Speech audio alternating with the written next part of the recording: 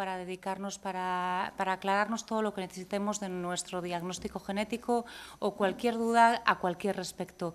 Y en ese sentido hoy está aquí para hablarnos de las distrofias de retina en el 2016 y cuánto hemos avanzado.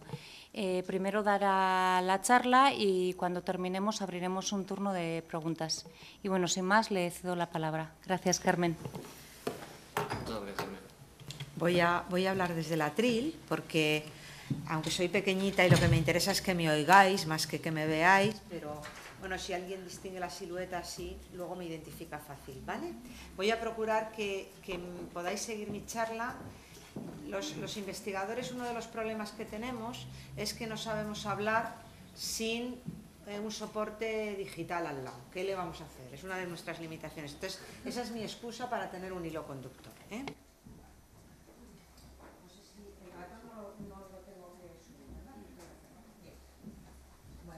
La primera cosa que casi se me oye sin micrófono. No, me voy a poner ahí, porque es que no veo bien la pantalla. No. Me estoy poniendo en vuestro lugar, en el lugar de algunos de vosotros. Si me pongo ahí, no veo bien la pantalla. Así que os entiendo todavía más cuando me veo con este tipo de dificultades. Permitidme que os lo diga. Bueno, lo primero que quería decir es darle las gracias a Itziar González por su invitación y a Beguisare, asociación que conozco desde hace algunos años. No es la primera vez que vengo a dar una charla a las personas de esta asociación y vengo siempre con mucho cariño. Muchas gracias también a Javier Ruiz y a Adolfo, muchas gracias por haber venido y muchas gracias a Biodonostia por albergarnos aquí y poder compartir este rato juntos. Yo, como sabéis algunos de vosotros, porque os lo he dicho personalmente, me siento extraordinariamente feliz de estar hoy aquí con vosotros por muchas razones, porque algunos os conozco desde hace mucho tiempo y sois amigos. En segundo lugar, porque voy a hablar de un tema que me apasiona y que me ocupa mi vida profesional, me la llevo ocupando desde hace 25 años. Y en tercer lugar, un secreto que comparto con vosotros, no es tal secreto, es que yo pasé todos los veranos de mi infancia en esta ciudad. Y entonces esta ciudad está ligada a algunos de los recuerdos más maravillosos de mi vida. Así que solamente pensar que voy a venir a San Sebastián para mí es una absoluta alegría y felicidad. Bueno, yo os sugerí este título, Las distrofias de retina en 2016, cuánto hemos avanzado, porque realmente, como ya os cuento que llevo unos cuantos años trabajando en este campo, a mí no me resulta difícil echar la vista atrás y ver qué es lo que ha pasado y ver cómo afrontábamos vosotros como pacientes y nosotros como clínicos e investigadores esta enfermedad hace 25 años y cómo la afrontamos hoy en día, qué diferencias hay.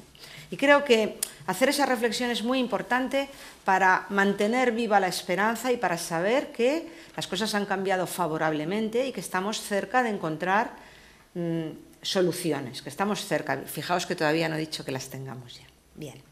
Bueno, he querido plantear un poco mi charla en 5 puntos, que es una manera coloquial de hablar de ciencia. Los investigadores solemos decir introducción, material y métodos, objetivos, etc. Y yo, para que nos entendáis, lo voy a poner en lenguaje coloquial y primero os voy a hablar un poquito de la enfermedad, cosas que vosotros ya sabéis, pero un poco de recordatorio. Después os voy a decir para qué hacemos estos estudios, cómo los estudiamos, qué es lo que hemos encontrado y un poco en qué punto estamos en este momento y de cara al futuro que vamos a planear. Bueno, yo creo que todos sabéis que estamos hablando de un grupo de enfermedades que llamamos raras porque afectan a menos de 1 de cada 2.000 personas, en este caso las distrofias de retina afectan a 1 de cada 3.000 personas, probablemente en España incluso menos, 1 de cada 4.000. Son enfermedades que afectan sobre todo a una capa de células de la retina, a los fotorreceptores, los conos y los bastones y también a las células del epitelio pigmentario, y tienen 3 características fundamentales que hacen que estemos hoy hablando aquí de esto. Una es que tienen base genética, que la culpa de que aparezca la tienen mutaciones en genes. Otra es que tienen un carácter progresivo, que evolucionan a peor. Y la tercera es que hoy por hoy todavía no tenemos un tratamiento eficaz. Y por eso estamos todos preocupados, estamos con las pilas puestas para trabajar más y mejor tratando de buscar soluciones terapéuticas. Otra de las características que tiene la enfermedad es algo que para vosotros es natural, pero que para nosotros los investigadores y los clínicos siempre es una sorpresa, que es la heterogeneidad. La heterogeneidad clínica y la heterogeneidad genética. Esta enfermedad, que generalmente afecta a la retina solo en el 80%, 85% de los casos, pero en un 15 a un 20% de los casos afecta a otras partes del cuerpo. Produce otros síntomas. Muchas de las veces lo que produce es sordera, además, sordera grave y de nacimiento o sordera de otro tipo, y otras veces puede producir otros síntomas, síntomas endocrinológicos, síntomas neurológicos, síntomas de otro tipo. De manera que cuando tenemos delante un paciente que tiene una distrofia de retina, una de las primeras cosas que los clínicos tenemos que preguntarnos es si ese es el único problema que tienen. Porque hay genes que producen estas enfermedades que están produciendo la proteína anormal en varios sitios del cuerpo y están produciendo síntomas en distintos lugares. Y otra cosa que pasa dentro de la heterogeneidad clínica es que dentro de la retina los síntomas pueden ser de distintos tipos. Hay personas que tienen formas que les afectan más a la periferia de la retina, el ejemplo clásico es la retinosis pigmentaria, personas que ven mal la oscuridad, que ven mal por los lados, pero que, por ejemplo, en un ambiente de buena luz y sin tenerse que mover mucho, tienen buena agudeza y pueden escribir, pueden leer bien. Eso es lo que llamamos formas periféricas, pero hay también formas centrales, por ejemplo, la enfermedad de Stargardt o distrofías maculares, en los cuales estas personas por los lados se defienden bien, en zonas oscuras también se defienden muy bien y de hecho les gustan más, pero cuando la luz es potente no la toleran bien, no distinguen bien los colores, no pueden ver bien los detalles de las caras de las personas para escribir, etc. De manera que podemos decir distrofia de retina sí en general, pero la verdad que lo que vive el propio paciente es muy distinto en unos casos que en otros. Y eso lo tenemos que saber. Primero para entender cuáles son las necesidades sociales y clínicas de los pacientes, pero también para saber cuáles son los genes que están pudiendo producir esas enfermedades. Otra cosa que pasa, que ya os lo estabais intuyendo por lo que yo decía, es que, claro, este panorama tan distinto responde a que también hay muchos genes distintos que pueden estar produciendo la enfermedad. Sabemos hoy en día que los humanos tenemos algo más de 22.000 genes. Bueno, pues hoy en día sabemos que con que se estropee uno de unos aproximadamente 280 genes, puede producir una distrofia de retina. Pero cuando tenemos un paciente delante no sabemos cuál de esos genes es el que le está produciendo la enfermedad, no lo sabemos de entrada. Tenemos que indagar, tenemos que hacer estudios clínicos, tenemos que hacer estudios fisiológicos, tenemos que hacer estudios genéticos. Y otra cosa que ocurre es que en tanto estamos haciendo todos esos estudios para saber lo que le pasa al paciente, cuál es la mutación, a veces por los datos genealógicos, por lo que nos cuenta de lo que ha pasado en su familia, podemos intentar ver cómo se está transmitiendo la enfermedad. Y nos encontramos que la enfermedad se puede transmitir de muy distintas maneras. Puede ocurrir que aparezca por primera vez en una persona en la familia, eso es bastante frecuente. La mayor parte de las veces que pasa eso es porque se trata de una herencia recesiva, la mayoría de las veces, pero no siempre. El padre es portador sano, la madre es portadora sana y el hijo o la hija ha heredado dos mutaciones, una paterna y otra materna, y por eso manifiesta la enfermedad. Pero otras veces la enfermedad se está transmitiendo de padres a hijos y se ve claramente de generación en generación que aparece la enfermedad, es una forma dominante. Pero otras veces ocurre solamente en los hombres de la familia, porque la mutación está en el cromosoma X, nosotras tenemos dos cromosomas X, uno nos funciona bien, nos protege de manifestar la enfermedad, otro está mutado, pero si tenemos un hijo varón y ese hijo varón hereda el cromosoma X con la mutación, va a manifestar la enfermedad, entonces tenemos una enfermedad ligada al cromosoma X. Así que, como veis, complicada o heterogénea desde el punto de vista clínico, complicada o heterogénea desde el punto de vista genético. Bueno, nosotros creemos, los que nos hemos dedicado al estudio de esta enfermedad, y seguramente vosotros coincidiréis conmigo, que el tener una buena caracterización clínica y genética de la enfermedad es importante. Y creemos que es importante porque nos puede servir para hacer diagnósticos precoces. Mirad, ayer teníamos una sesión conjunta con el servicio de oftalmología para hablar de la enfermedad de Stargardt. Y una de las cosas que decía mi amiga, la doctora Blanca García Sandoval, es que a veces formas muy precoces de enfermedad de Stargardt empiezan, como decimos los clínicos, debutan con niños que tienen baja agudeza visual y les miran el fondo de ojo y no se ve realmente nada significativo. Pues si tenemos herramientas potentes que nos permiten detectar lo que está pasando en esos niños, podremos diferenciar niños que puedan ser simuladores, que dicen que no ven y realmente sí ven, pero por alguna razón tienen alguna dificultad, niños que tienen alteración a lo mejor en el nervio óptico o niños que tienen una distrofia de retina. Y es importante diferenciarlo porque el seguimiento, el pronóstico y también eventualmente las medidas terapéuticas pueden variar. Así que nosotros creemos que caracterizar bien estas familias es fundamental para eso, para hacer diagnósticos precoces, también para dar un buen pronóstico al paciente y a la familia, porque muchas veces nos preguntáis, ¿y qué va a pasar con mis hijos?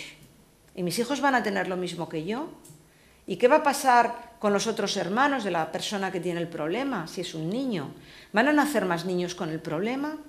Entonces, nosotros podemos hoy en día, cuando identificamos el gen y la mutación, podemos extrapolar, hacer una predicción de qué es lo que puede ocurrir en el futuro en esa familia, qué riesgos corre. Damos un consejo genético familiar. Y también otra cosa que está empezando a ocurrir, que todos lo sabéis, es que empieza a haber ensayos clínicos, tratamientos experimentales, no tratamientos que están probados y aprobados, sino tratamientos experimentales, pero que en un futuro serán tratamientos reales, que son a medida del gen que esté estropeado, de la mutación que haya en esa persona. De manera que el saber cuál es la mutación, cuál es el gen, puede ser importante el día que haya tratamientos específicos. Bueno, yo creo que no os tengo que convencer a los que estáis aquí de que todo esto es importante.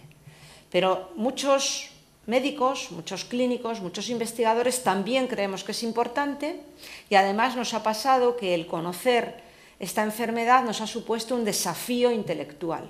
Es tan complicada, hay tantas posibilidades que realmente desentrañar estas claves suponen algo muy atractivo. Perdonadme que os lo diga, pero quiero que sepáis también a nosotros qué es lo que nos motiva. Nos motiva ayudaros por encima de todo, pero también nos motiva que hay muchas preguntas sin respuesta. Y encontrar la respuesta realmente significa una elaboración intelectual que a nosotros, a las personas que nos dedicamos a esto, nos gusta. Os lo digo así de claro porque, igual que queremos entenderos, queremos que vosotros nos entendáis. Bueno, os decía antes muchos genes que tenemos que mirar cuando queremos buscar la causa de una enfermedad. ¿Y cuántos casos conseguimos identificar cuando estudiamos todos estos genes? Pues aproximadamente la mitad. Con todos los genes que sabemos hoy en día que tienen que ver con esta enfermedad, ya lo veréis luego los porcentajes en detalle, pero más o menos explicamos la mitad de los casos. ¿Y qué pasa con la otra mitad?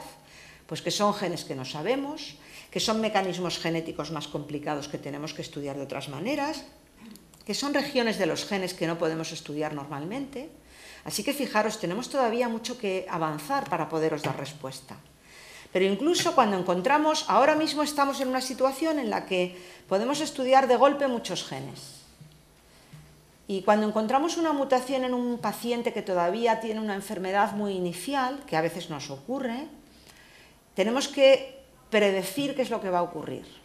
Y aquí no hay una cosa unívoca, aquí no hay, pues tengo esta mutación, tengo este gen, tengo esta mutación en este gen, voy a tener este cuadro clínico. O tengo este cuadro clínico, voy a encontrar mutaciones en este gen. No, no. Podemos encontrarnos genes que dependiendo de dónde ocurra la mutación, vamos a tener unos síntomas u otros. Y eso lo tenemos que saber. Y a veces el intentar definir exactamente qué cuadro clínico corresponde con qué mutación y con qué gen es importante, porque en la medida que lo hagamos, luego os pondré algunos ejemplos, vamos a poderos anticipar algunas cosas que pueden ocurrir. Desde el punto de vista clínico, ya os he dicho antes, pues hay formas periféricas, hay formas centrales, hay formas que afectan a todo el cuerpo, producen más síntomas, formas solo a la vista, pero también en la evolución. porque tenemos formas muy precoces. Yo no sé si aquí entre vosotros hay alguien que haya debutado su enfermedad, que haya empezado antes del primer año de vida, lo que llamamos una maurosis congénita de Leber. Pero hay casos así. Tenemos casos de distrofias de retina que realmente progresan muy poco o nada, como una acromatopsia o una ceguera congénita nocturna estable. Y luego tenemos que la mayoría van a debutar más pronto o algo más tarde y van a progresar. Pero la evolución no es igual. Y ¿verdad que la evolución os preocupa, os importa? Porque todo es lo que preguntáis cuando se os dice por primera vez que tenéis esta enfermedad, lo que preguntáis de inmediato, ¿me voy a quedar ciego? Entonces, para nosotros poder tener una respuesta a esa pregunta, es decir, si dejamos que la enfermedad evolucione, si en este tiempo no conseguimos encontrar una solución, ¿qué va a pasar contigo? ¿Va a evolucionar hacia una ceguera? ¿Vas a perder visión con qué rapidez? ¿Van a aparecer otros síntomas? Por eso es importante estos estudios que estamos haciendo. Ya casi os he dado la respuesta a la pregunta que aparece en la pantalla. ¿Para qué estudiamos las distrofias de retina? Permitidme que os lo diga de una manera más elaborada, como lo decimos los científicos. Lo que decimos, cuáles son los objetivos de nuestro trabajo. Nosotros, y yo creo que también el equipo que está trabajando aquí con vosotros en San Sebastián, en Biodonostia, tiene un doble objetivo. Unos que son muy específicos de la investigación y otros que son más de la aplicación clínica. Y el hecho de que sean investigadores, pero que también estéis vosotros aquí como pacientes, tiene que ver con esto. Nosotros primero tenemos que saber las causas del problema, tenemos que caracterizar clínica y genéticamente el problema, tenemos que conocer las bases de la enfermedad, descubrir genes, descubrir causas. Tenemos que empezar a mirar esas mutaciones, por ejemplo, o esos procedimientos para llegar a caracterizar la enfermedad y validar esas técnicas para que luego las podamos aplicar en la práctica clínica, en el diagnóstico. Y tenemos que hacer todo lo posible para ver maneras en las cuales la retina se va estropeando para prevenir o tratar ese deterioro y promover el que se puedan hacer ensayos clínicos, tratamientos experimentales. Y luego tenemos que procurar que todo eso os llegue a vosotros, porque si no, no sirve para nada. Sería una pura diversión nuestra, intelectual. Y he dicho que eso nos motiva, pero lo que más nos motiva es ayudaros a vosotros. Entonces tenemos que llevar a la clínica todo esto que intentamos desentrañar y conocer. Para eso tenemos que intentar hacer las cosas de una manera ordenada, estandarizada, que haya guías, que haya protocolos, que haya registros. Tratamos de hacer una forma de medicina que llamamos personalizada, acercándola a cada caso, pero tenemos que cumplir unos mínimos, unos estándares. Y para eso necesitamos que nuestros equipos estén bien calibrados, eso lo entendéis fácilmente. También que cuando se os pide que hagáis visitas clínicas, las hagáis con esa periodicidad que se os pide. También tenemos que integrar vuestra información en registros, todo eso lo tenemos que hacer así, y para eso necesitamos vuestra complicidad, vuestra ayuda y también el rigor en la forma de hacer las cosas que las hacemos. Todo eso nos va a servir para mejorar, nuestro ideal es mejorar vuestra atención clínica, hacer el diagnóstico más finamente, más precisamente, poder prevenir la enfermedad en otros familiares o incluso en la evolución en vosotros mismos y, desde luego, lo fundamental, lo que todos estáis esperando, intentar que haya tratamientos que sean eficaces. Para eso, ¿qué es lo que hacemos? Bueno, nosotros tenemos una manera de trabajar que yo creo que, por lo que conozco, que me ha contado Javier, que sé a través de cómo trabaja Adolfo en otras áreas de la medicina, es la misma que tenéis aquí.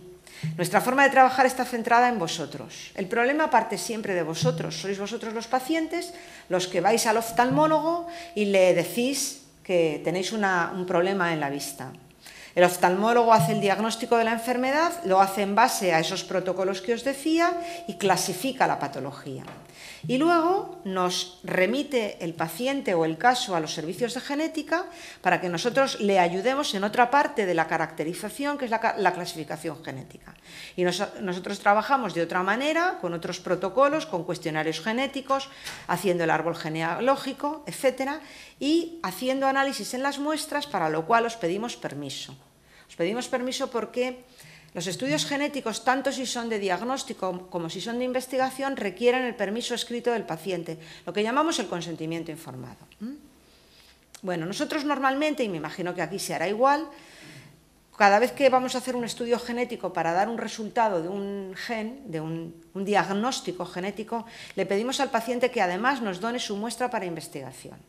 De manera que si nosotros hacemos el estudio normal de los genes que conocemos y ahí nos quedamos sin saber nada, poder seguir más adelante haciendo pruebas, que es lo que llamamos ya investigación, para intentar avanzar en el conocimiento. Eso lo hacemos siempre. Y también pedimos permiso al paciente para que sus datos estén en esas bases de datos, en esos registros que nos permitan hacer estudios de lo que yo luego os voy a contar, comparar datos, dar datos de toda la población, que es lo que realmente sirve para que podamos avanzar. Bueno, os decía antes, necesitamos el consentimiento, necesitamos datos vuestros, clínicos y también genealógicos de otras personas de la familia, necesitamos muestras. Generalmente os vamos a pedir sangre porque de ahí obtenemos mucho DNA, pero también si una persona vive muy lejos, no puede acceder a un centro donde le hagan una extracción de sangre, podemos usar saliva, por ejemplo. ¿Qué hemos encontrado haciendo este tipo de estudios? Bueno, pues lo primero que os tengo que contar es que, claro, nosotros llevamos bastantes años trabajando en esta enfermedad, os he dicho antes 25 años. En la pantalla aparecen unos datos de cuando hicimos el último recuento de nuestros datos comparados con otros de otros colegas con los que colaboramos, y nosotros entonces, en el año 2013, teníamos aproximadamente, no llegaba a 3.000 familias, 4.000 casos.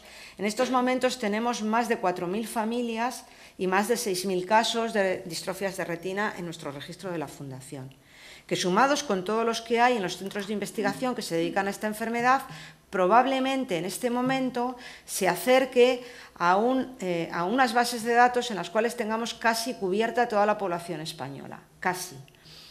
Y aquellos casos que no están en alguno de estos centros de investigación van a ser excepcionales. En un plazo rápido yo espero que estén. Eso nos ha permitido saber, por ejemplo, que en nuestra población tenemos más o menos un 60% de casos de retinosis pigmentaria, solo retinosis, un 20% de casos de otras formas de distrofias de retina, por ejemplo, Stargardt, distrofia macular, etcétera, y otro 20% de casos sindrómicos, en los cuales aparecen, o de familias sindrómicas, en los cuales aparecen conjuntamente síntomas de otros órganos y aparatos. Eso nos permite hacernos una idea del panorama que tenemos, es ese. Y luego ya si nos paramos a pensar y a mirar cuántos casos tenemos de formas dominantes, de formas recesivas, pues hemos visto que aunque familias tenemos, por ejemplo, dominantes solo más o menos un 14-15%, casos tenemos un 20 y tantos, porque cuando hay una forma dominante son esas que se transmiten de padres a hijos. Yo pillo una familia dominante que me viene el primer caso, lo que llamamos el probandus o el caso índice, viene ese caso por primera vez, yo clasifico a esa familia, pero cuando resuelvo genéticamente esa familia, en realidad hay muchos más casos alrededor. En los casos índice, en los casos esporádicos, pues como su propio nombre indica, una familia, un caso. Así que, dependiendo de lo que hablemos de familias o de casos, vamos a tener una distribución u otra. Pero, básicamente, lo que más tenemos en España son casos recesivos y casos esporádicos. Tenemos muchos menos dominantes y muchos menos todavía ligados al cromosoma X. Bueno, y nos hemos detenido, y aquí dejadme que os cuente algún ejemplito, nos hemos detenido a ver los casos de qué resultados teníamos, por ejemplo, de casos sindrómicos, ¿no? Y los casos sindrómicos, más de la mitad, son casos de síndrome de Usher II, que lo que tienen es una sordera de nacimiento que no progresa, que les obliga a llevar audífono porque si no, no entienden bien cuando se habla, y que tienen una retinosis que comienza más o menos en la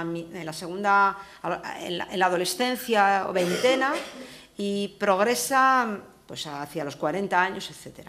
Entonces es un grupo muy importante de personas. Y ese grupo de personas que tienen el síndrome de Usher, muy importante no, muy frecuente, importantes son todos, muy frecuente. Entonces esas personas que tienen síndrome de Usher tienen la particularidad, sobre todo el síndrome de Usher tipo 2, que el gen que la produce, en algunos casos produce formas de retinosis no sindrómica sin sordera. Así que también el gen es importante porque produce muchos síntomas, o solo retinosis o retinosis más sordera. Y entonces nosotros quisimos un poco indagar qué pasaba con estas personas. Y el año pasado hicimos un estudio retrospectivo de toda nuestra base de datos, donde vimos que teníamos 430 y tantos pacientes, de los cuales teníamos muestra de DNA, de síndrome de Usher tipo 1 los que nacen con sordomudez y solamente entienden lenguaje de signos, o los pacientes que tenían síndrome de Usher tipo 2, los otros que he dicho. Y vimos qué pasaba con ellos. Datos clínicos conseguimos de menos, no de los 400 y pico, solo de 230 y tantos. Y esto lo digo porque a veces os damos la lata y os decimos, oye, por favor, mándame esta información clínica, os volvemos a preguntar, ¿cuándo empezó? Es que esto es muy importante, lo necesitamos que nos ayudéis en eso para que podamos avanzar. Nosotros pudimos comprobar que el síndrome de Usher tipo 1, como estaba puesto en los libros, pero le pusimos cifras, aparece más pronto que el síndrome de Usher tipo 2, pero una cosa que para nosotros fue un escándalo es el retraso diagnóstico. Si un niño con síndrome de Usher a los 10 años ya ha tenido ceguera nocturna, los clínicos no lo diagnostican hasta 5 o 6 años después. Pero la buena noticia es que esto era antes, cuando nosotros empezamos a trabajar. Los pacientes que tenían edades antes. ¿Ahora qué pasa? Pues que todos los clínicos han oído hablar de las retinosis pigmentarias, de los estudios genéticos, de la clasificación, de cómo hay que hacer el estudio de los pacientes. Ahora ya no pasa esto. La buena noticia es que cuando nosotros empezamos a estudiar ocurría esto, había un retraso diagnóstico enorme y ahora ya no. Ahora si ya un paciente con sordera va al oftalmólogo y se queja de baja visión, de inmediato el oftalmólogo, ni siquiera hace falta que sea un buen retinólogo, un oftalmólogo sabe que tiene que pensar en el síndrome de Usher y inmediatamente lo manda a un retinólogo, le hace un estudio, lo manda al genetista, etc. O sea que eso ha sido un cambio drástico, fundamental. Ya no hay esos retrasos diagnósticos. Seguro que muchos de los que estáis aquí os ha pasado, que habéis ido dando tumbos hasta que un oftalmólogo os ha dicho lo que teníais. Bueno, eso ya no pasa tanto con los niños pequeños o con las personas que ahora debutan su enfermedad. Sigue pasando, porque no ha llegado esto a todos los sitios, pero pasa muchísimo menos. Otra cosa que hicimos con el síndrome de Usher fue ver si había alguna diferencia que pudiéramos ver en los síntomas por la mutación y nos encontramos que sí, no me voy a detener en esto. Y algo parecido hemos hecho con la enfermedad de Stargardt, porque también de esta enfermedad teníamos mucha experiencia, hemos podido reunir más de 400 pacientes a lo largo de estos años. La enfermedad de Stargardt está producida casi siempre por mutación en un gen que tiene nombre de periódico, ABCA4, y es un gen que produce una proteína que está presente solo en la retina.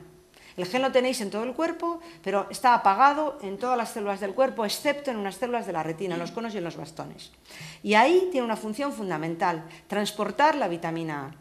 Si este gen está estropeado y la proteína no funciona, la vitamina A se queda dentro del fotorreceptor, tiene un efecto tóxico.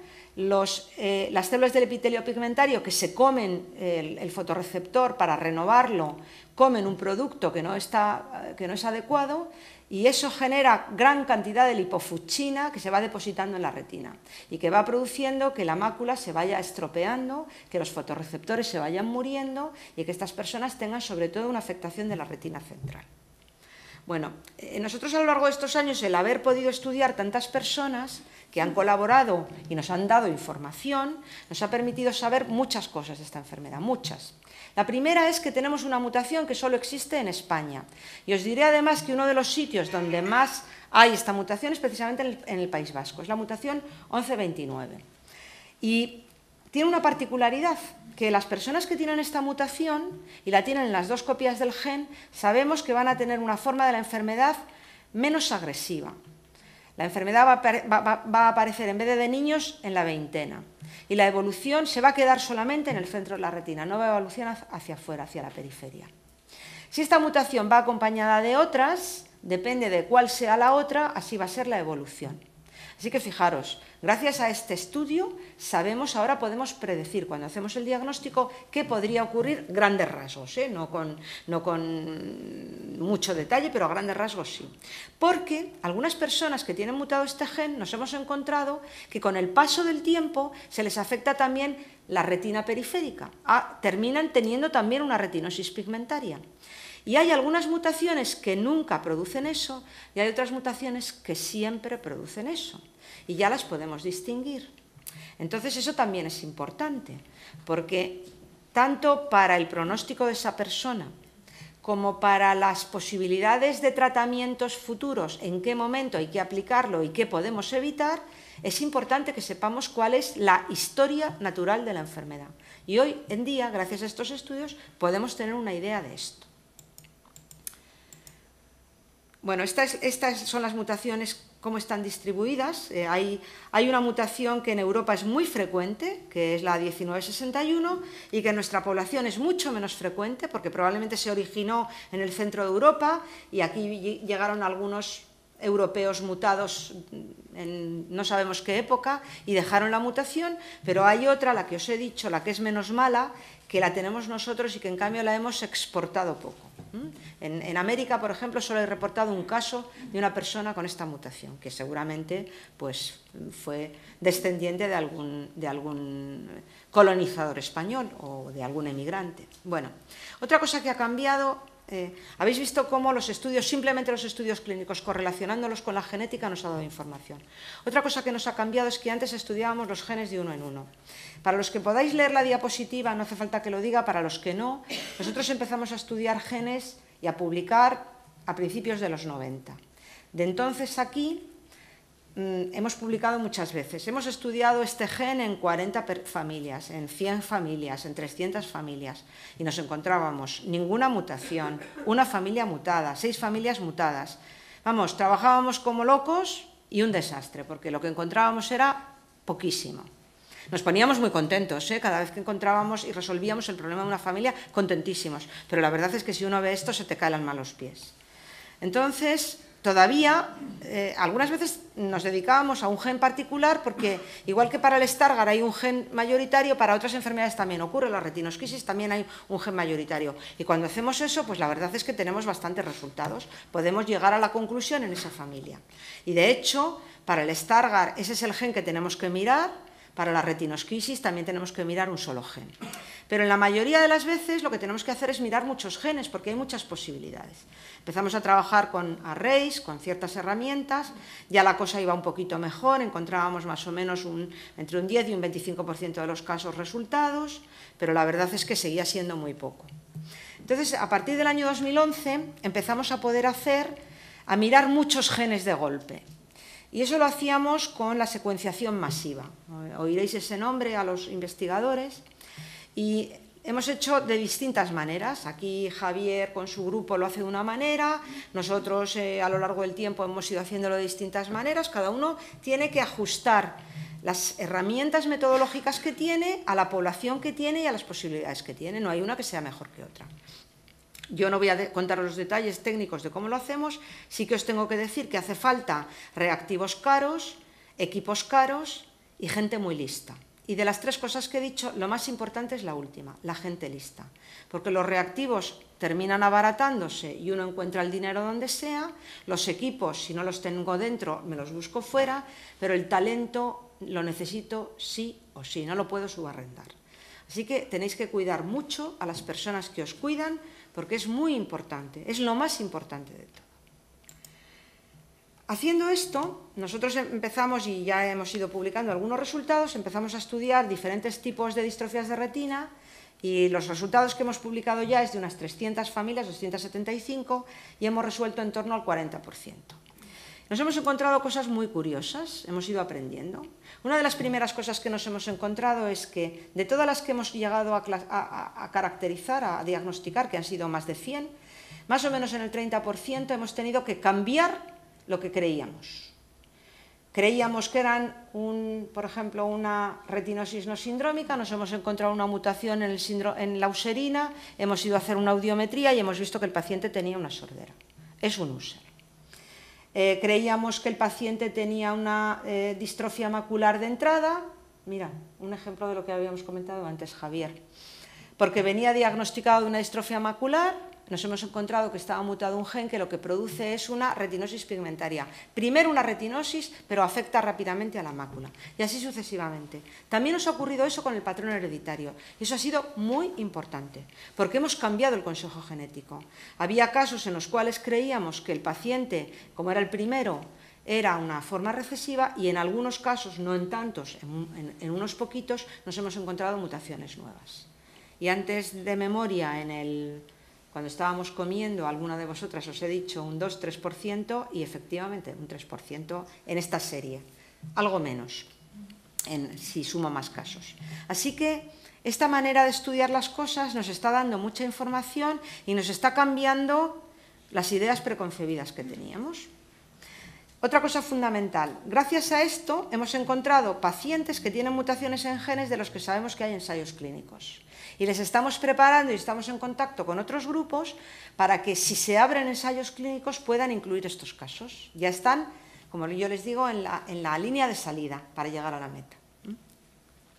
Bueno, así que la cosa ha cambiado mucho. Un gen que teníamos en el año 90 a 200 y pico que tenemos ahora, un porcentaje simplemente del 2012 aquí, un porcentaje de casos resueltos en nuestra serie del 25% a un 32% que tenemos ahora, que teníamos en 2015 y en estos momentos ya en nuestro grupo pues hicimos un estudio de 200 y pico familias, ahora mismo tenemos en fase ya analizadas y otras en fase de análisis, otras casi 1000 familias y hemos planificado trabajo para meter a lo largo de 2016 otras 1000 familias en paneles para poder llegar por lo menos a pasar por todos los genes conocidos todas las familias de las que tenemos muestras de DNA, que os decía antes que son en torno a unas 4000 familias.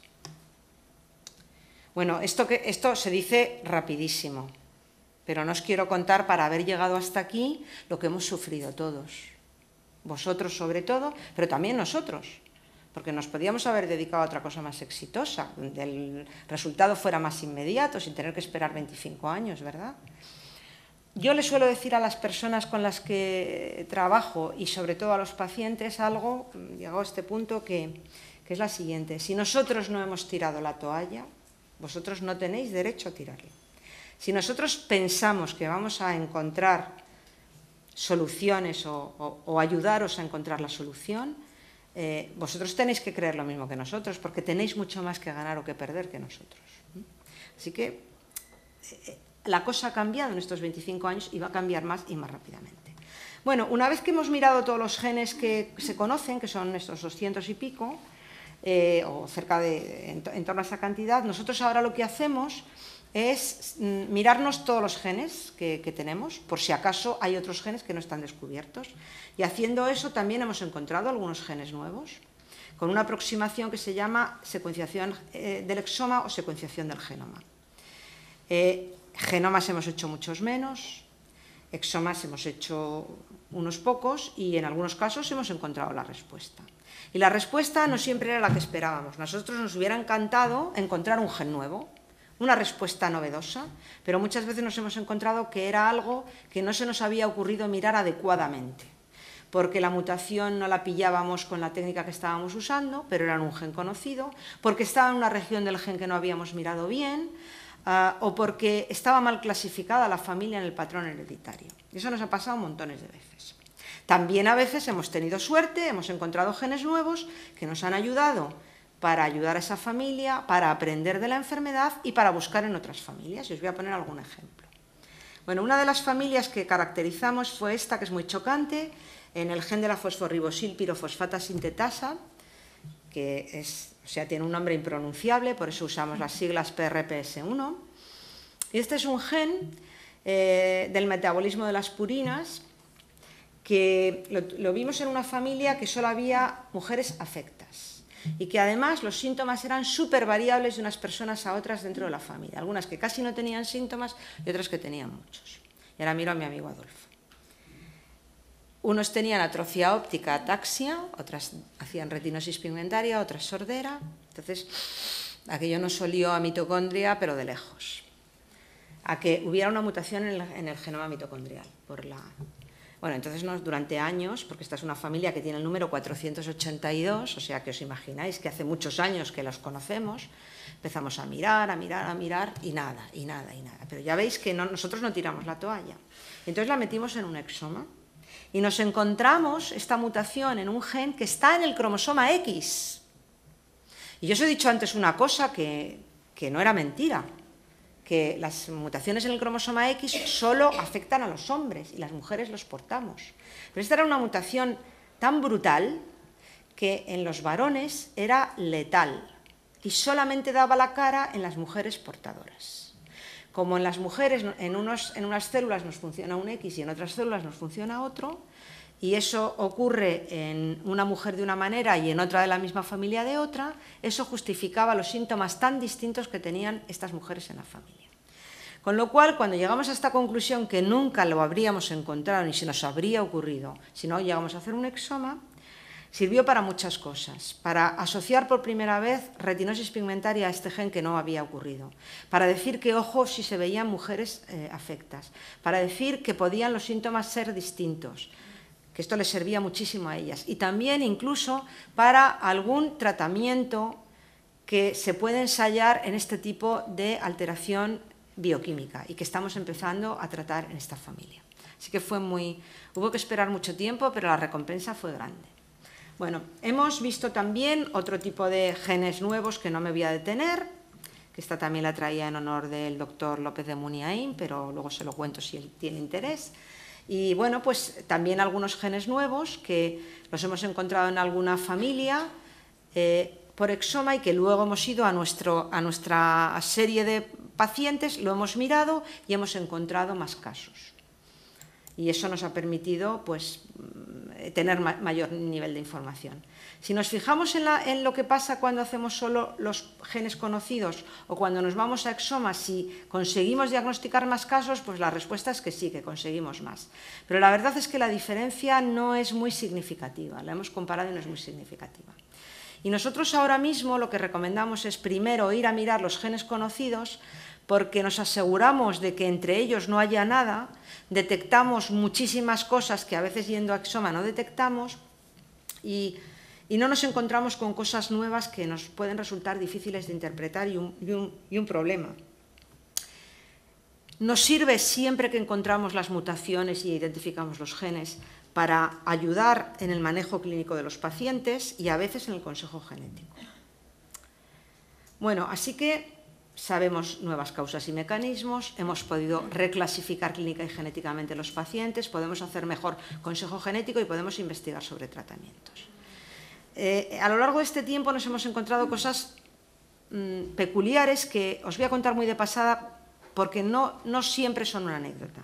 Nos hemos encontrado familias como la que aparece en la diapositiva, en la cual aparecen distintas personas afectas, dos primos por las dos ramas, dos familias de primos por las dos ramas y un sobrino nieto, y unos de ellos tienen una retinosis típica, con una sordera que resultó no tener que ver con el gen, otros tienen una retinosis precoz y el niño que nació tuvo una amaurosis congénita de Leber. Y la respuesta a esta variación era que cada uno de ellos tenía un grupo de mutaciones distintas en el mismo gen. Había 4 mutaciones de un solo gen, CRB1, en la familia. Y dependiendo de la mutación que hubiera, la gravedad de la enfermedad era distinta en cada persona.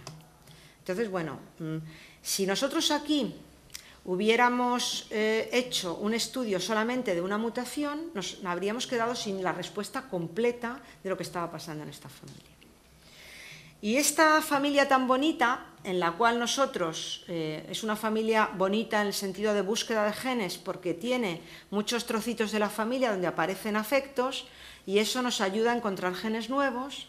Esta familia tan peculiar, había personas de la familia que tenían una forma precoz, había otros que tenían una sordera, y era un síndrome de Usher, y había otros que tenían una forma todavía más precoz y era lo equivalente a una amaurosis congénita de Leber.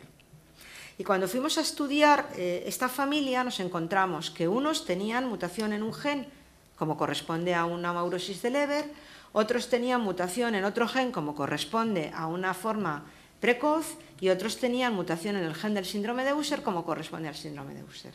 Y aún hoy en día hay 2 ramitas de la familia que tenemos sin resolver y que tendremos que resolver por otros procedimientos.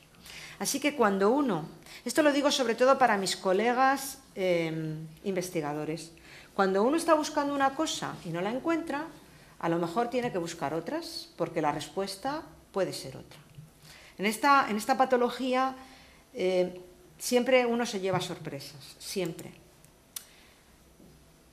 También hemos encontrado algunas cosas peculiares cuando hemos hecho un genoma. Este es un gen que encontramos haciendo genoma. Habíamos hecho un mapeo de homocigosidad, nos encontramos que había una región del genoma que era idéntica a la que venía del padre de la que venía de la madre, que tenía el muchacho en el cromosoma 10. A pesar de que no eran consanguíneos, cada uno era un sitio completamente distinto. Y cuando fuimos a hacer el genoma nos encontramos que había una isodisomía uniparental, un mecanismo muy complicado que se duplica una región del genoma que viene solo de un padre o de un progenitor. Y eso explicaba lo que veíamos y no conseguíamos encontrar. En efecto, la mutación era solo de origen materno, no era de origen paterno, y aquí no es que el padre no fuera el padre era el padre, pero la madre se había duplicado la región del genoma donde estaba la mutación y el hijo había heredado duplicada esa mutación, es decir, una mutación recesiva se había heredado solo de un progenitor. Esto no os lo cuento para crearos ningún problema ni ninguna preocupación, porque este es un mecanismo extraordinariamente raro. Fijaros que os he dicho que tenemos 6.000 pacientes, más de 4.000 familias, y lo hemos encontrado un par de veces. O sea, no es un mecanismo habitual. Pero cuando uno no encuentra lo que está buscando, tal vez esta puede ser otra respuesta. Bueno, y luego otra cosa también muy curiosa que hemos encontrado es que en la misma persona puede haber, no en la misma familia, dos mutaciones distintas o dos genes distintos, en la misma persona.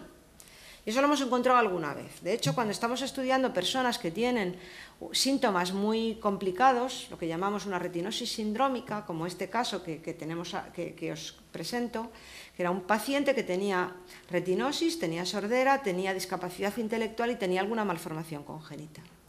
Entonces no lo conseguíamos encuadrar en ningún cuadro clínico, le hicimos un panel y nos encontramos que tenía una mutación en el gen del síndrome de Usher. Pues bien, pero con eso lo único que explicaba era la retinosis y la sordera. Entonces le hicimos un array de CGH, otra prueba distinta para ver si le faltaba o le sobraba trozos de material del genoma y vimos que le faltaba un trocito del genoma en el cromosoma 17. Que explicaba los otros síntomas, la cardiopatía, la hipotonía, la discapacidad intelectual. Entonces, no somos los únicos a los que nos ha pasado eso. Cuando se estudian muchas personas que tienen problemas complicados, como este caso, más o menos un 4% de los casos de estos problemas complicados es debido a que hay dos genes distintos que están apareciendo. Bueno, podemos hacer hoy en día consejo genético y prevención de la enfermedad con diferentes técnicas, el prenatal, la detección de portadores, el diagnóstico no invasivo. Nosotros, por ejemplo, tenemos muchas familias de formas ligadas al cromosoma X, mamás portadoras de retinosquisis, de enfermedad de Norrie, de retinosis ligadas al X, que cuando se quedan embarazadas nos preguntan si el feto va a ser un niño o una niña. Le podemos hacer un análisis en sangre y saber si va a ser niño o niña. Si es niña, sabemos que no va a tener la enfermedad, salvo en esa familia que os he contado, en el resto de los casos no van a tener el problema, entonces no hay que hacer nada más, pero si es un feto varón, pues se hace alguna técnica invasiva si es que la familia quiere. Incluso podemos hacer un diagnóstico preimplantatorio en bastantes casos, no en todos, pero sí en bastantes casos.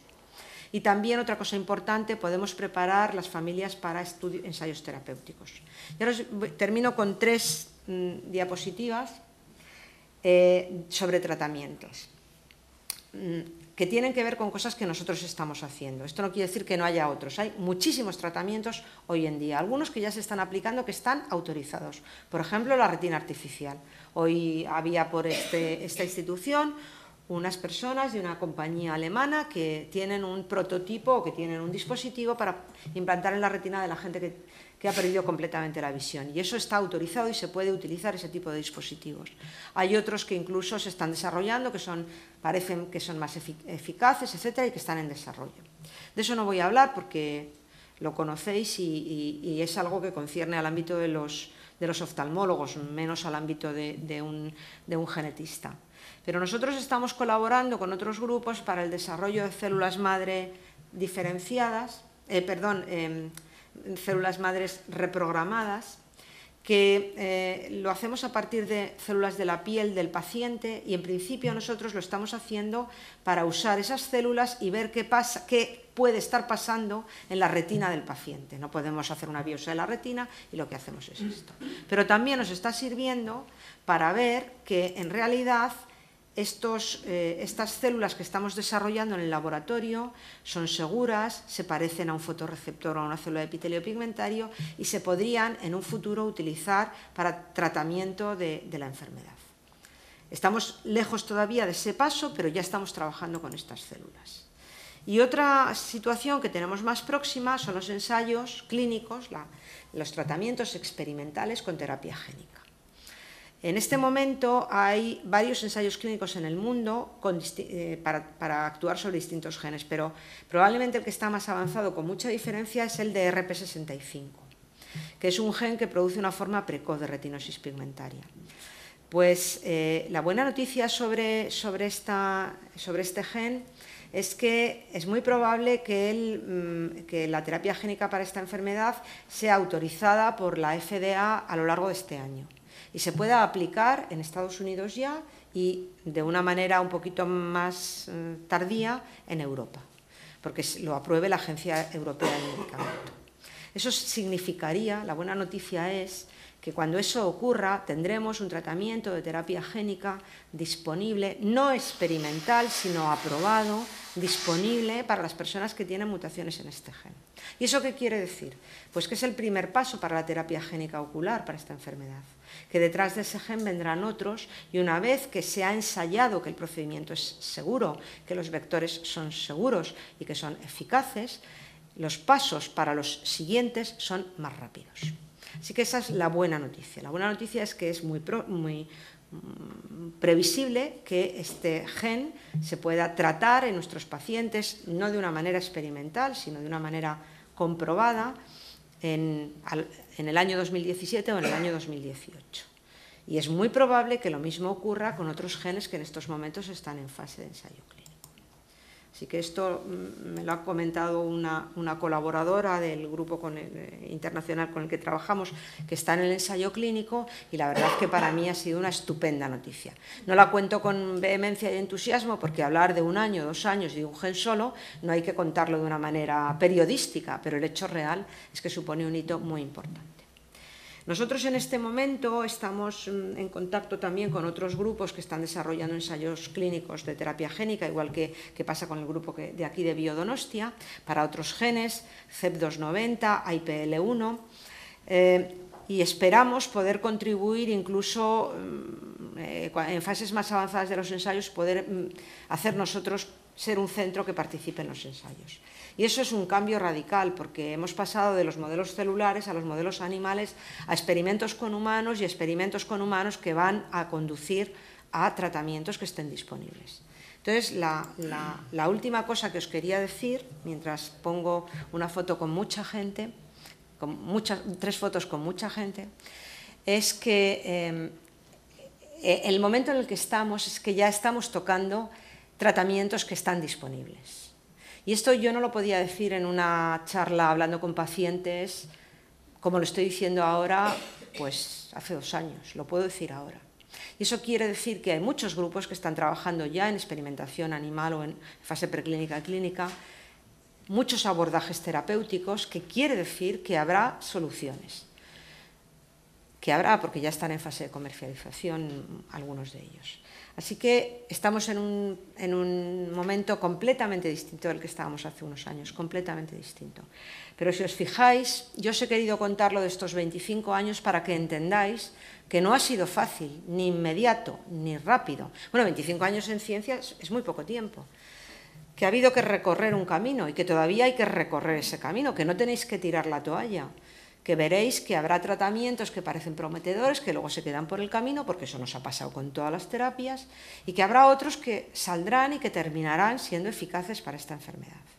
Así que yo creo que vosotros sois muy afortunados dentro de que habéis tenido una enfermedad rara, porque tenéis al lado un grupo muy comprometido que tiene lo más importante, que son el talento y las ganas. Entonces, en ese sentido sois muy afortunados porque vais a poder tocar esas soluciones cuando vengan, porque los tenéis a ellos al lado.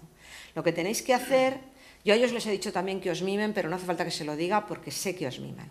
Pero lo que tenéis que hacer vosotros es mimarlos, cuidarlos, respetarlos, porque de esa manera ellos reciben la recompensa que están esperando, que es vuestra complicidad y vuestra ayuda en este camino. Bueno, eso era todo lo que quería decir. Y dar las gracias a todas las personas que aparecen en estas dos fotos. La primera es del año 96 y Carmen Ayuso es una señora bajita, morena entonces, que tuvo la suerte de organizar una reunión en el Escorial sobre terapia génica en el año 96. Solo hablábamos de animales, de experimentación animal. Que luego tuvo la suerte, ya para entonces la doctora Ayuso era igualmente bajita, un poquito más mayor, pero se volvió rubia, y en el año 2008 tuvo la suerte de trabajar con un grupo de personas en este país que eran los colegas del Ciber de Enfermedades Raras. Y luego, en el año 2015, hace 2 días, pues he tenido la suerte de poder hacer todo este camino con un grupo de personas estupendas dentro de mi departamento y de otros departamentos, de mi hospital, que es un grupo y es un centro que tiene las puertas muy abiertas, sobre todo para entrar. No nos gusta, bueno, la gente se tiene que ir fuera porque le tiene que dar el aire, pero nos gusta mucho que vuelvan y que me permite pues hacer cosas muy interesantes en investigación y sobre todo pues ver crecer a la gente científica intelectualmente y ver que van llegando soluciones para los pacientes. Así que eso era lo que os quería decir. Pues no sé si me queréis hacer alguna pregunta.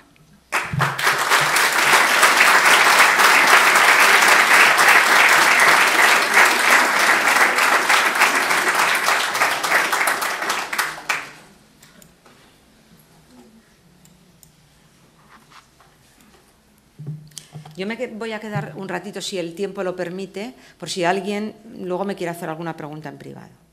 Adolfo.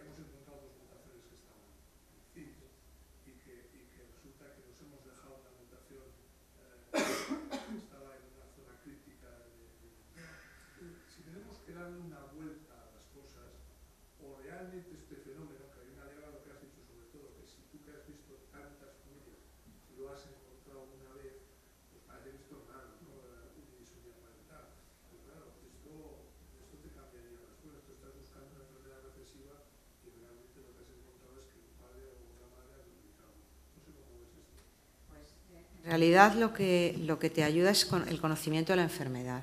No se puede dar una respuesta que sea válida para todo. Porque mira, por ejemplo, es más frecuente que la disomía, es mucho más frecuente los alelos dobles mutantes y triples mutantes. Nosotros en ABCA4 no es raro encontrarte un alelo doble mutante o triple mutante.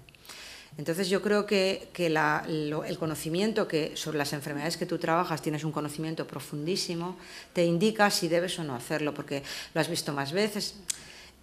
Nosotros sí que nos gusta siempre segregarlo, siempre, es una cosa que la llevamos dentro, pero evidentemente en muchos casos no se va a poder hacer. ¿En qué casos habría que hacer? Pues en los casos en los cuales tú sabes, porque es un gen muy grande, que te puedes haber encontrado un alelo doble mutante por azar, porque hay algo en la segregación que no te cuadra, aunque no tengas las muestras, pero tú ves que hay algo que no te cuadra, o algo en la clínica que no te cuadra. Quiero decir que yo no haría un cribado masivo para cualquier patología, si no puedes, pues te quedas con esa hipótesis, pero sí en la cabeza para casos que hay algo que no te cuadra. Que ya lo haces, o sea, seguro que lo haces, que tienes ahí casos en el cajón que dices, no me he quedado yo tranquilo del todo, y lo vuelves a mirar. Desde luego que si hiciéramos exoma o genoma o paneles de todas las cosas para todos los pacientes, íbamos a encontrar muchas cosas.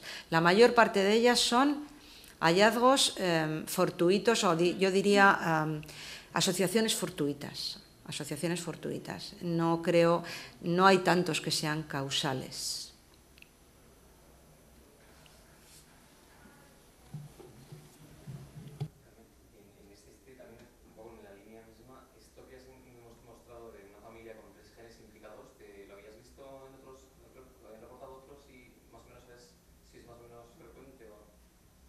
Yo he contado dos situaciones, pero tenemos un artículo que publicamos el año pasado en IOPS contando un poco esto, la variabilidad intrafamiliar tanto en mutaciones, el caso de FRB1, como en genes. Tenemos más casos, ¿eh? Alguno que te comentaba en la comida que no hemos publicado aún porque es un gen candidato y un gen conocido. Ayer precisamente leyendo me encontré un trabajo del grupo de Baylor que hicieron 2000 exomas en diferentes enfermedades genéticas y encontraban ese porcentaje que yo he dicho. Me tengo que leer el artículo con detenimiento, pero incluso coexistencia de no solamente 2 enfermedades y 2 genes, sino 3 enfermedades en la misma persona. Son exomas, lo que hicieron ellos. Por eso encontraron ese porcentaje. Si haces paneles no te vas a encontrar esa frecuencia, obviamente. No sé si la pregunta de Javi va por ahí o lo capta bien o es un tema diferente, pero en todo caso la pregunta que te haría yo es, todo ese, porque claro, una muestra de este tipo, pues para alguien que no esté, pues dice, pues bueno, son muchos, ¿no? Esto es una plataforma para aprender la retinosis pigmentaria y para aprender genética. Es doble. ¿Os habéis encontrado fenómenos de complementación genética? Es decir, un paciente...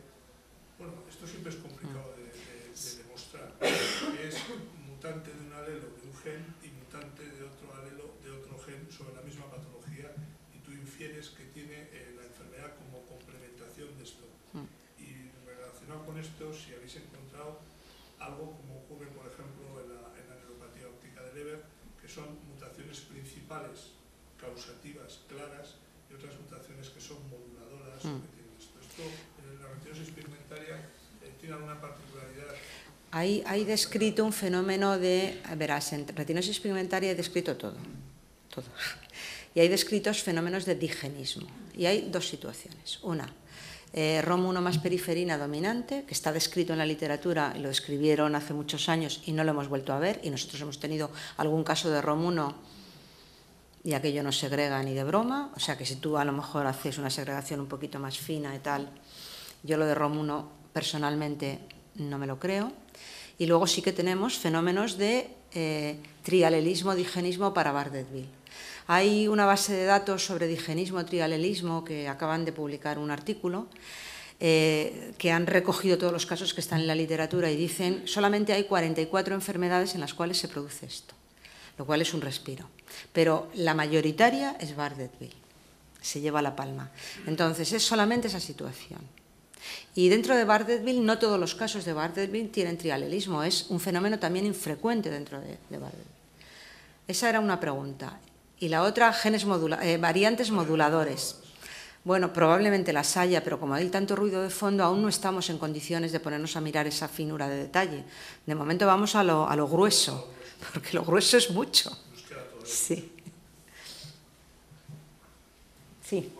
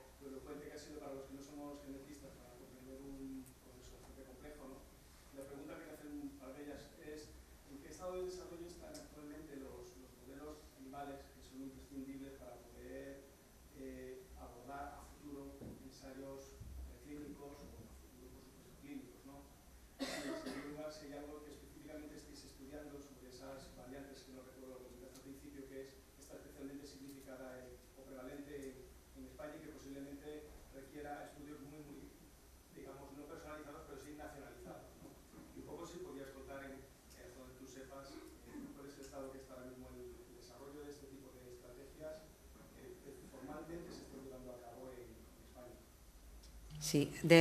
Respecto a la primera pregunta de los modelos animales, yo no trabajo con modelos animales, o sea que te puedo contar cosas de la literatura, pero no tengo experiencia directa. De hecho, lo comentaba antes cuando hablaba con Javier, que a lo mejor digo una burrada, pero yo creo que los modelos animales en estos momentos tienen que ser más, para lo que tú dices, modelos terapéuticos que modelos de enfermedad. A ver, que se me entienda. Yo creo que los modelos de enfermedad ya más o menos los tenemos trillados y vamos tan rápido que casi pasamos de los modelos celulares, modelos en animales pequeñitos, e ir directamente a desarrollar pruebas de concepto y modelos preclínicos para los tratamientos, más que para modelizar la enfermedad. Pero esto es una cosa completamente iconoclasta y herética que digo yo probablemente por ignorancia, porque yo no he trabajado en modelos animales. Entonces, la estrategia que tiene, por ejemplo, Javier, que es estupenda, que es ver moduladores del desarrollo de la enfermedad y que tiene que ver con la terapia, es la que yo haría si yo me dedicara a trabajar en experimentación animal. Esa es la que hay que hacer. Modelos animales ahora mismo hay bastantes. Sabemos que conseguir un transgénico se puede encargar, cosa que hace unos años era impensable, o sea, eso también ha cambiado radicalmente. Y hay bastantes modelos animales distintos, pero hay que buscar el idóneo para la enfermedad que yo quiero tratar. Y eso hace las cosas muy complejas porque hay tantas genes, que es muy complicado. Pero para tratar tal vez sí que merece, sí que merece no, lo tienes que hacer, porque si no, las agencias reguladoras no cuela. Esta es una cuestión. Yo creo que hay buenos modelos animales ahora mismo para intentar ensayar terapia génica. Creo que hay. Y si no lo hay para alguna situación particular, como por ejemplo las mutaciones que tenemos aquí de Stargardt, o sea, yo creo, tú me decías, tenemos mutaciones específicas de nuestra población, ¿habría que hacer un modelo animal específico para esas mutaciones? Creo que esa es la pregunta. Bueno, yo creo que en concreto, para esa mutación en concreto, tal vez no haya que hacer un modelo animal, sino tener un modelo animal de Stargardt y ensayar si la terapia es eficiente y es segura en ese modelo animal de Stargardt, no necesariamente que tenga la mutación que nosotros tenemos aquí. Esa es mi respuesta, sería mi respuesta. La otra cosa es que, en referencia a los vectores para terapia génica y a esta mutación frecuente, que además como aquí tenemos una serie importante de Stargardt bastante bien estudiada, con una mutación también bastante conocida, pues es muy tentador el intentar probar ahí, ¿verdad? Pero ya sabes, no lo he dicho, pero seguramente lo sabes, que el gen de Stargardt es muy grande, muy grande. Nosotros trabajamos con otros genes en otras enfermedades que son todavía más grandes, pero este es muy grande, tiene 50 exones. Entonces eso es un problema a la hora de hacer los diseños de los vectores. Bueno, pues está trabajando con distintas aproximaciones para intentar ir ahí. Pero lo ideal sería usar procedimientos, el que fuera, de vector y sustitución génica o de edición genética, que esto no lo he contado, porque eso es un proyecto que tenemos para el año 2016 en el grupo, de hacer modelos celulares edición génica con CRISPR, que aparte de todo está de moda, para intentar, digamos, modelizar y también tener una aproximación terapéutica que a lo mejor es más sencilla. Y respecto al grado de desarrollo que tienen estos estudios en España, ¿sabes cómo están? ¿De CRISPR o de en general, de modelos terapéuticos que se estén ensayando, que se piensen ensayar porque haya un buen fondo de conocimiento? Bueno, hay varios grupos que están trabajando en digamos, ensayos terapéuticos, en modelos preclínicos, no tanto en terapia génica específica, en desarrollo de vectores sí, pero no tanto en terapia génica específica. Los grupos que yo conozco están trabajando sobre todo en terapia farmacológica, intraocular pero farmacológica. Pero no te podría decir ahora todos los que hay, vamos, no me lo sé. Y seguro que hay muchos más de los que yo conozco, seguro, afortunadamente.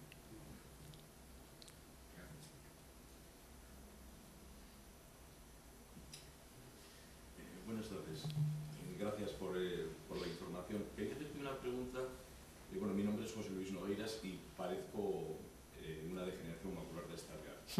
Y no sé si te he entendido suficientemente bien. Yo tengo afectado el ABCA4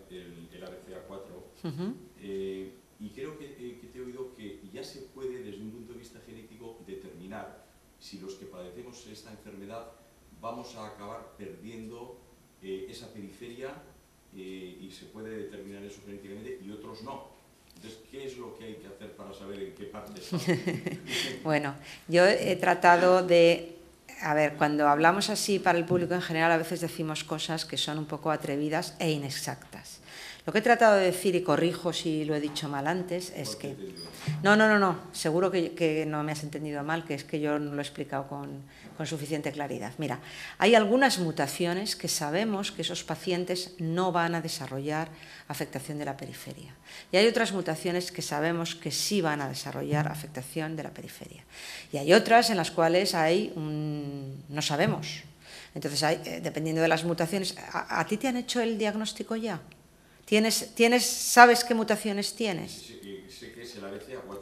Ya, pero No sé más. bueno, cuando se sepa las mutaciones que tienes, si es de esas que son más frecuentes, que tenemos más información, a lo mejor se te puede decir algo más. Si es de las que son poco frecuentes, pues a lo mejor no tenemos ese nivel de información y no se te puede dar. Porque al hilo de todo esto, ¿no? Cuando decías que estábamos ya muy cerca de un umbral que se puede visualizar ya un tratamiento determinado, ¿no? ¿El Stargardt también está en ese umbral? No, mira, antes estábamos precisamente comentando, la persona, no recuerdo tu nombre, perdóname, la persona de la compañía una compañía que está desarrollando sistemas para... Juan Carlos. Estaba desarrollando sistemas para meter el gen estropeado, pero bien, en el ojo. Me ha hecho una pregunta en relación con esta enfermedad. El gen que produce el ABCA4 es un gen muy grande. Para empaquetarlo dentro de un virus da muchos problemas. Entonces hay que mirar la estrategia de hacerlo y que luego cuando llega a la retina realmente se libere fácilmente y haga su efecto. Entonces es un poquito más complicado el conseguir eso. Entonces ese umbral está un poquito más lejos, pero... Yo tengo información del profesor Yamanaka en Japón y de Robert Lanza en Carolina del Norte, y la información que me dan es que, sobre todo específicamente para lo que estamos hablando, para el Stargardt, que como mínimo, ya sé que los científicos y los doctores en esto todos se cuidan mucho, ¿no? Pero me lo dicen así, como mínimo no prevén que antes de 10 años, si no se encuentran con excesivos problemas en el camino, haya algo realmente efectivo. Sí, la situación es que todos los ensayos, todos los tratamientos experimentales tienen que seguir una fase para que no ocurran accidentes, y aún así ocurren algunas veces accidentes y desgracias, como los que hemos leído estos días en los periódicos de un ensayo clínico en Francia. Pero eso es con todas las cautelas. Si no tuviéramos precauciones sería horrible.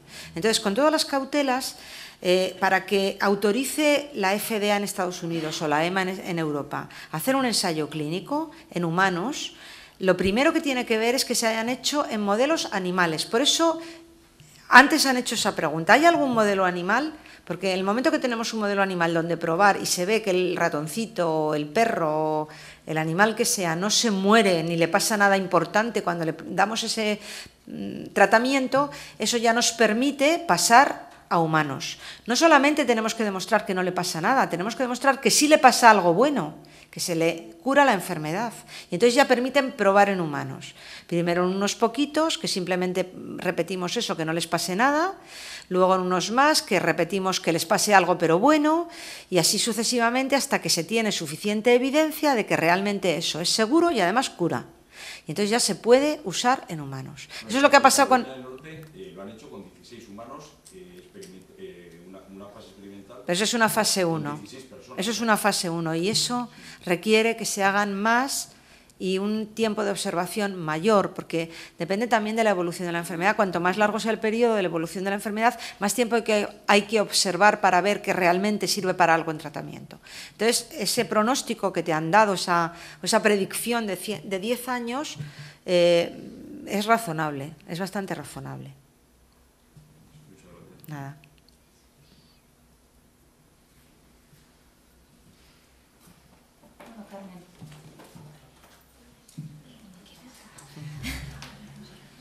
muchísimas gracias por esta conferencia tan maravillosa, con tanta información.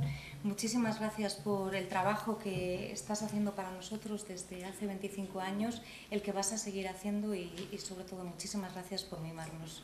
Gracias.